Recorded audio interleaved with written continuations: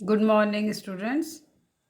BA second year राजनीति विज्ञान के विद्यार्थियों के पेपर फर्स्ट में, जिसमें विश्व के प्रमुख संविधानों का अध्ययन करना है, विश्व के प्रमुख संविधानों के अध्ययन के क्रम में आज हम फ्रांस के संविधान का अध्ययन करना प्रारंभ करेंगे। विश्व के प्रमुख संविधानों में फ्रांस का संविधान अपने स्थान पर एक विशेष महत्व रखता है और फ्रांस जो है यूरोप का सबसे बड़ा राज्य है। फ्रांस की जनसंख्या लगभग 5 करोड़ के आसपास है और क्षेत्रफल 5,47,026 वर्ग किलोमीटर के आसपास है। तो सोवियत संघ को छोड़ दिया जाए तो उसके पश्चात यूरोप का सबसे बड़ा राज्य ये है और भौगोलिक दृष्टि से एक पूर्ण इकाई है और इसीलिए इसने फ्रांस को राष्ट्रीय एकता प्रदान की है। प्राकृतिक बनावट की दृष्टि से इसका दक्षिणी पूर्वी भाग पठारी है और उत्तर पश्चिम भाग मैदानी है। फ्रांस में जल मार्ग काफ़ी विकसित है और फ्रांस के आर्थिक विकास में यहाँ के जल मार्ग का महत्वपूर्ण योगदान है। फ्रांस के 18.5% व्यक्ति कृषि कार्य में हैं और जो है यूरोप का लगभग 1/4 अनाज फ्रांस अकेला पैदा करता है।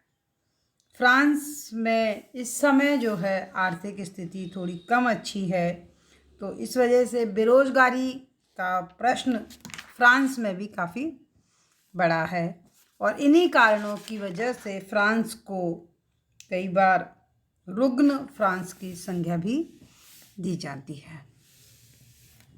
फ्रांस के संविधान का विशेष महत्व है। सबसे पहली बात तो इसलिए महत्व है कि फ्रांस जो है राजनीतिक प्रयोगों की प्रयोगशाला कहा जाता है। जितने भी राजनीति विज्ञान के शुरुआत होती है, थॉट्स जितने भी आए हैं, चाहे रूसो आए हों, चाहे मोंटेस्क्यू आए हों, चाहे जिन्होंने जीवन संपत्ति स्वतंत्रता का नारा दिया हो, भ्रातृत्व का नारा दिया हो, सबकी शुरुआत अमूमन फ्रांस से होती हुई है। कि MES फाइनर कहते हैं कि विश्व की अनेक विचारधाराओं का निर्माण स्थल है फ्रांस। कहने का मतलब है कि बड़ी उपजाऊ भूमि है यहाँ की विचारों की दृष्टि से। नवीन और यूनिक विचार, मौलिक विचार का उद्भव जो है वो फ्रांस से हुआ है। स्वतंत्रता का गढ़, भाईचारे का गढ़, है ना।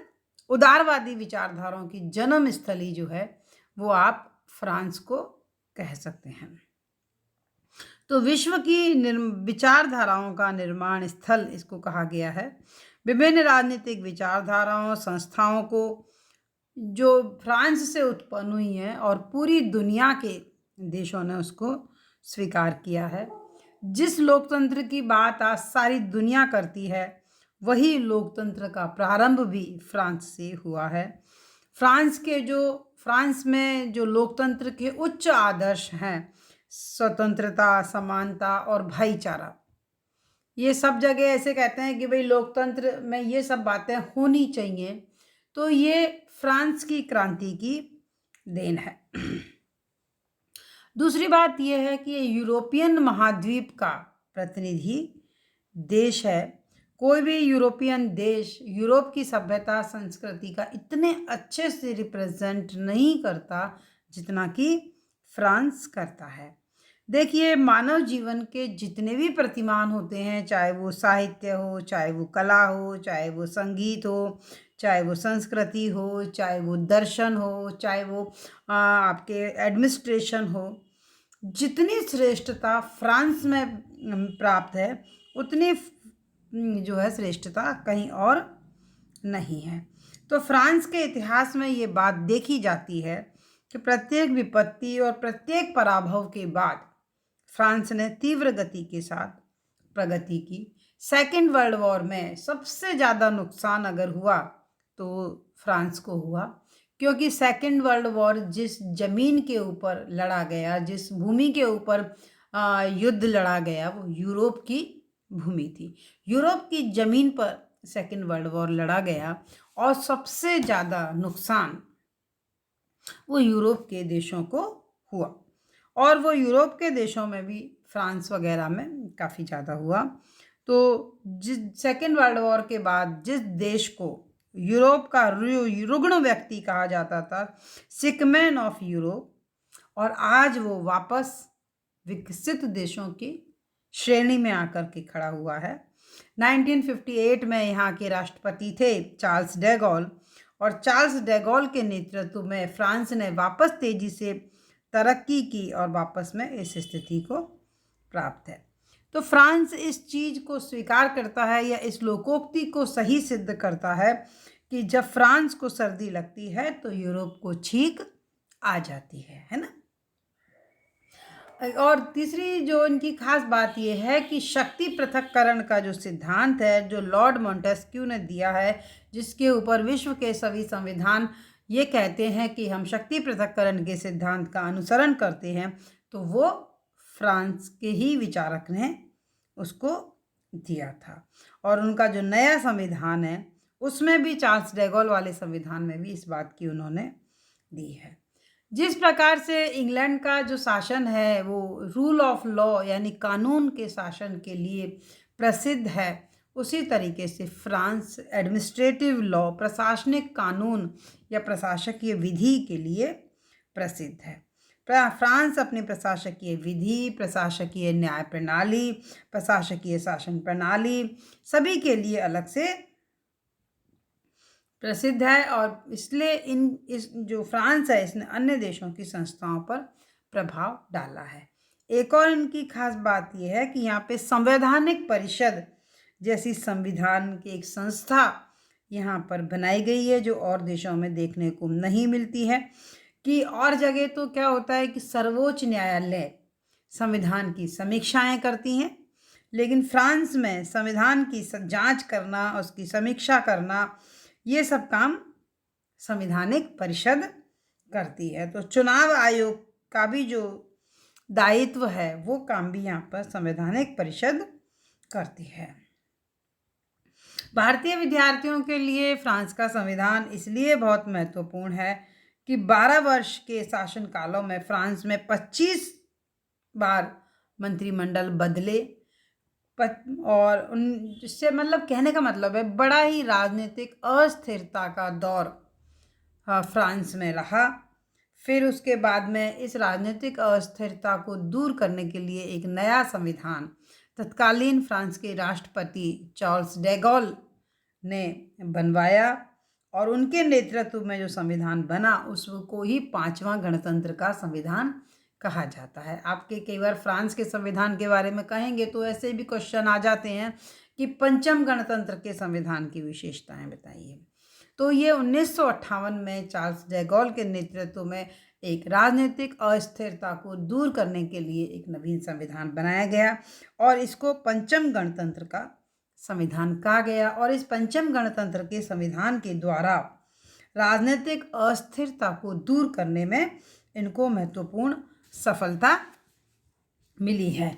तो भारतीय संघ के स्तर पे भी कई बार राजनीतिक अस्थिरताओं का दौर देखने के लिए रहा है। तो हमारे यहाँ भी कई बार ये डिमांड की जाती है कि हम भी अध्यक्षात्मक और संसदात्मक व्यवस्था की समन्वय वाली कोई ऐसी व्यवस्था हम हमारे यहाँ पर अपनाएं जो कि राजनीतिक अस्थिरता के बुराइयों को दूर कर सके, है ना।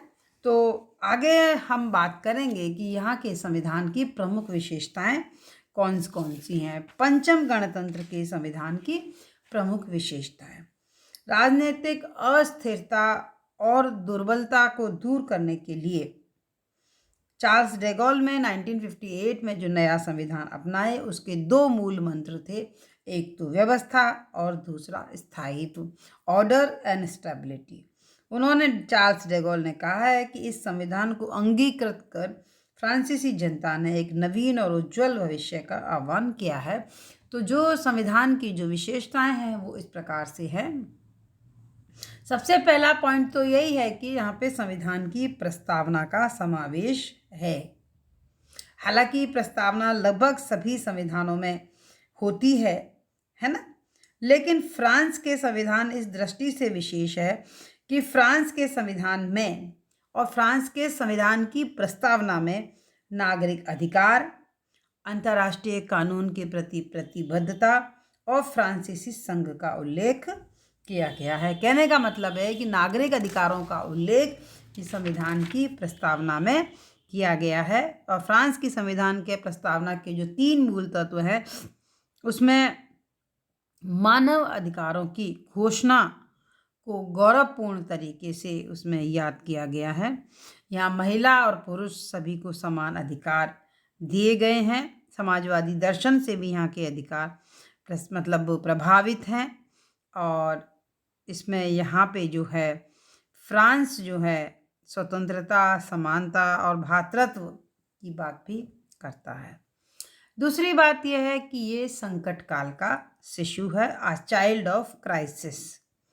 यहाँ राजनीतिक अशांति और अस्थिरता का दौर था और उस समय मध्यकालीन निराशा भी छाई हुई थी। तो राजनीतिक अस्थायित्व और विद्रोह से निपटने के लिए या उसको दूर करने के लिए इन्होंने एकमात्र हल इनका ये था कि सशक्त कार्यपालिका बनाई जाए और सशक्त कार्यपालिका में राष्ट्रपति को अधिकाधिक शक्तियां प्रदान की जाएं। तो इन्होंने एक ऐसा संविधान बनाया जिसमें सशक्त राष्ट्रपति हो और इसी कारण से इसे संकट काल का शिशु कहा गया। ये निर्मित संविधान है लेकिन बिना संविधान परिषद का संविधान है। अमूमन जब संविधानों का निर्माण किया जाता है तो एक संवैधानिक निकाय का गठन किया जाता है, वो संविधान का निर्माण करता है। यहाँ पर ऐसा नहीं हुआ। तो यहाँ का संविधान बना हुआ तो है लेकिन संविधान परिषद ने नहीं बनाया है। इस संविधान का निर्माण चार्ल्स डे गॉल मंत्रिमंडल के सदस्य और 39 लोगों की सलाहकार समिति ने किया है। तो इसको संविधान परिषद नहीं कह सकते क्योंकि संविधान परिषद जो होती है वो जनता के द्वारा निर्वाचित होती है और विभिन्न विचारों का प्रतिनिधित्व करती है। ये यहाँ पर नहीं है। ये संविधान चूंकि चार्ल्स डे गॉल के विचारों के आधार पर बना है इसलिए इसको डी गॉल संविधान भी कहते हैं। एक व्यक्ति विशेष की विचारधारा पर आधारित होने के कारण इसे डी गॉल संविधान भी कहा जाता है। आप ध्यान रखिएगा, कई बार पूछ सकते हैं कि डी गॉल संविधान क्या है। चौथी बात यह है कि ये संविधान लिखित संविधान है। इसमें 95 धाराएं हैं, 15 अध्याय में बांटा हुआ है ना। तो ज़्यादातर बातें संविधान में लिखित हैं। कठोर संविधान है। इस संविधान में संविधान संशोधन साधारण कानून से भिन्न प्रक्रिया के आधार पर तय किया गया है। तो ये कठोर संविधान है। संविधान संशोधन के अलग अलग तरीके हैं, है ना। तो हालांकि देखने में यहाँ का संविधान संशोधन की प्रक्रिया सरल होती है लेकिन यहाँ पे चूँकि बहुदलीय व्यवस्था है इसलिए संविधान संशोधन पद्धति का जो है कठिन है मनमाने तरीके से, ठीक है। फिर 6th बात यह है कि लोकप्रिय संप्रभुता पर आधारित संविधान है। लोकप्रिय संप्रभुता का मतलब ये होता है कि संप्रभुता शक्ति अंतिम रूप से जनता में निहित है और जनता अपनी इस शक्ति का प्रयोग अपने प्रतिनिधियों के द्वारा या जनमत संग्रह के द्वारा करेगी। यद्यपि संविधान का निर्माण जनता के निर्वाचित प्रतिनिधियों द्वारा नहीं किया गया लेकिन जनमत संग्रह में इसे जो भारी समर्थन प्राप्त हुआ उससे ये स्पष्ट है कि ये जन संप्रभुता का परिणाम है।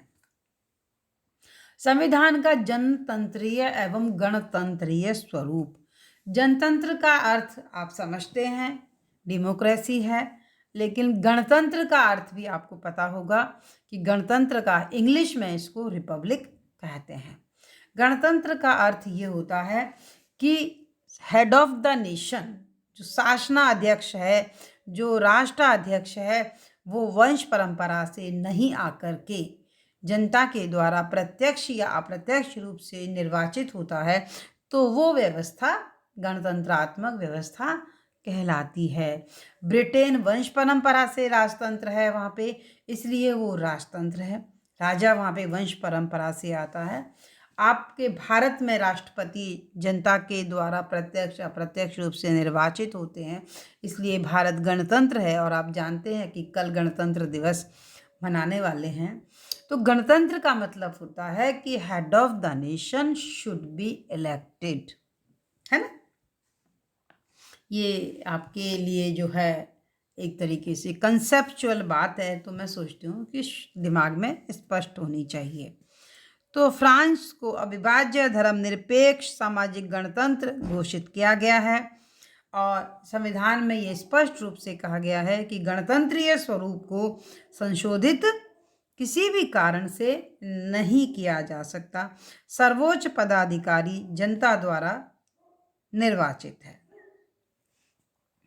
8वां है धर्मनिरपेक्ष राज्य की स्थापना। धर्म राजनीतिक विरोधों और उत्पातों का कारण कई बार होता है।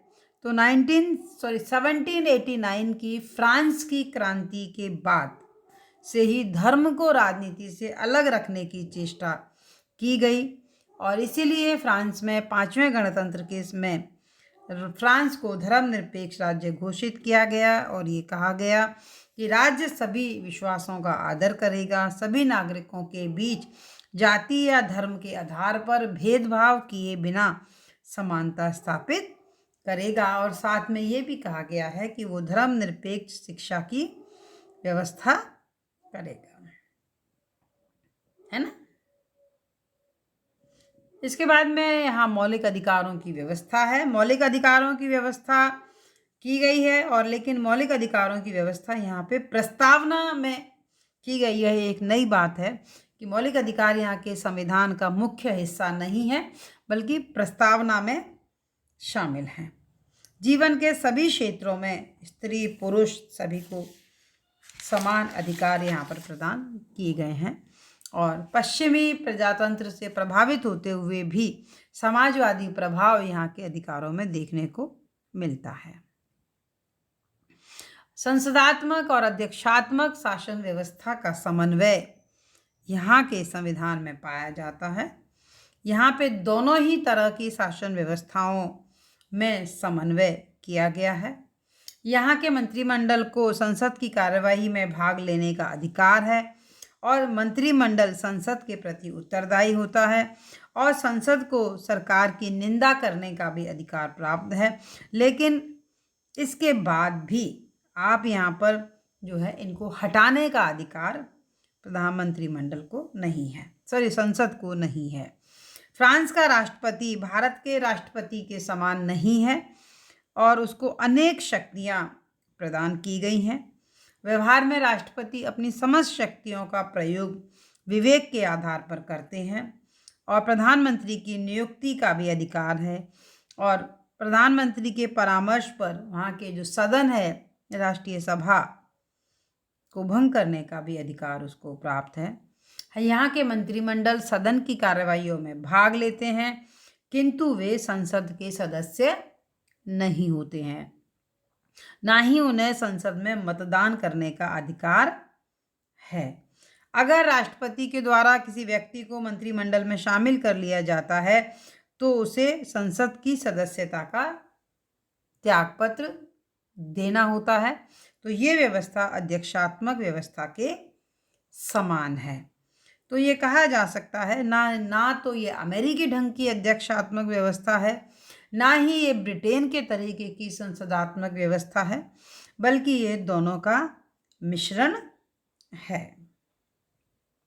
लेकिन चार्ल्स डे गॉल के बारे में ये कहते हैं कि उन्होंने एक व्यवहारिक संविधान अपनाने का प्रयास किया है जो फ्रांस को राजनीतिक स्थायित्व और कुशलता प्रदान कर सके और फ्रांस का संविधान अपने इस लक्ष्य को प्राप्त करने में सफल रहा है। अगली जो विशेषता है कि अधिकार संपन्न राष्ट्रपति और निर्बल विधायिका। सबसे बड़ा जो दोष फ्रांस के संविधान में इससे पहले था वो थी यहाँ राजनीतिक अस्थिरता और राष्ट्रपति के पास में भी कोई अधिकार नहीं थे और 12 वर्षों में 25 बार सरकारों का पतन हुआ। तो इस वजह से यहाँ पे ये परिवर्तन किया गया और राष्ट्रपति के पद का एक क्रिएट किया गया जो काफ़ी शक्तिशाली रखा गया। अब आजकल के संविधान में राष्ट्रपति संविधान और राज्य का संरक्षक है। उसका कार्यकाल भी पहले 7 वर्ष था, बाद में संशोधन करके अब जो है वो 5 वर्ष है। तो राष्ट्रपति की तुलना में विधायिका काफ़ी कमज़ोर है। राष्ट्रपति विधायिका को भंग करके नवनिर्वाचन के आदेश दे सकता है और विधायिका को कानून बनाने की शक्ति प्राप्त है, लेकिन उन्हीं विषयों पर कानून बना सकती है जिसकी सूची संविधान में है।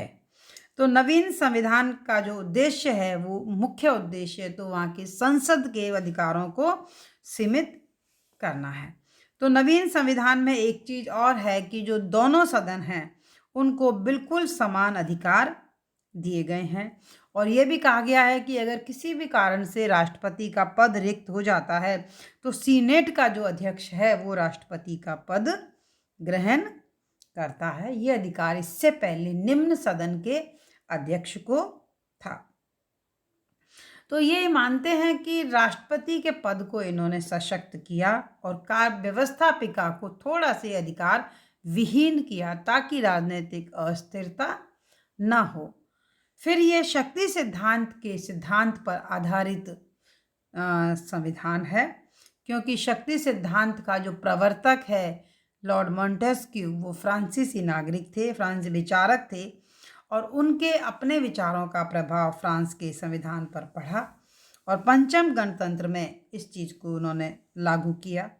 तो फ्रांस में अभी जो राष्ट्रपति का जो चुनाव होता है वो व्यवस्थापिका के द्वारा नहीं होता है, बल्कि जनता के द्वारा प्रत्यक्ष रूप से होता है और मंत्रिमंडल के सदस्य हैं वो भी संसद के सदस्य नहीं होते हैं।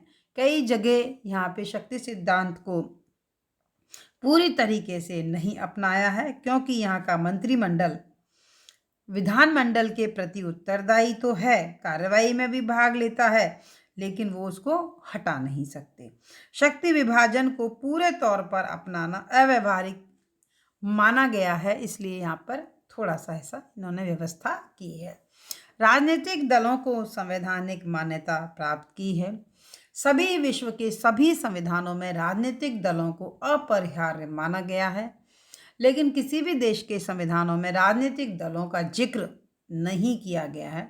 लेकिन फ्रांस एक ऐसा संविधान है जो राजनीतिक दलों को भी संवैधानिक मान्यता प्रदान करता है, जबकि भारत, अमेरिका, ब्रिटेन इन सभी देशों में राजनीतिक दल संविधानेतर संस्थाएं हैं, एक्स्ट्रा कॉन्स्टिट्यूशनल हैं, इनका संविधान में कोई प्रावधान नहीं है और जबकि फ्रांस में इनको स्पष्ट मान्यता प्रदान की गई है। वो ये मानते हैं कि मताधिकार की अभिव्यक्ति का जो मुख्य साधन है वो राजनीतिक दल हैं और राजनीतिक दलों का निर्माण स्वतंत्रता पूर्वक हो सकता है और वो स्वतंत्रता के लिए कार्य कर सकते हैं, संप्रभुता का आदर करें, सम्मान करें, है ना। इसके बाद में चार्ल्स डे गॉल शुरू में तो राजनीतिक सिद्धांत दलों के विरोधी थे, लेकिन बाद में संविधान निर्मात्री सभा की सिफारिश पर इन्होंने इस व्यवस्था को इसमें रखा। एक और खास बात है ये कि यहाँ पे संवैधानिक परिषद की व्यवस्था की गई है। ये नवीन विशेषता है जो विश्व के किसी और देश में देखने को नहीं मिलती है। इसमें 9 सदस्य हैं जो 9 वर्ष के लिए नियुक्त किए जाते हैं और प्रति तीसरे वर्ष 1/3 सदस्य हट जाते हैं। संवैधानिक परिषद द्वारा चुनाव, जनमत संग्रह और कानून की वैधानिकता का काम इनके द्वारा किया जाता है। इनके द्वारा चुनाव करते हैं, जनमत संग्रह की व्यवस्था करानी होती है, कानून सही है या गलत है इसके ऊपर बात करते हैं और अगर फ्रांस में इमरजेंसी डिक्लेरेशन करनी हो तो राष्ट्रपति के लिए ज़रूरी है कि वो संवैधानिक परिषद की सलाह ले। और एक काम और है कि जब भी फ्रांस में चुनाव हो तो चुनाव व्यवस्था का निरीक्षण करना और परिणामों की घोषणा करना। तो ये जो बातें हैं ये फ्रांस के संविधान की प्रमुख विशेषताएं हैं। फ्रांस के संविधान को संकट काल का शिशु कहा जाता है। 1958 में नवीन संविधान का निर्माण हुआ, तब संकटकालीन की स्थिति थी और इसका प्रभाव फ्रांस के संविधान पर देखने में मिलता है।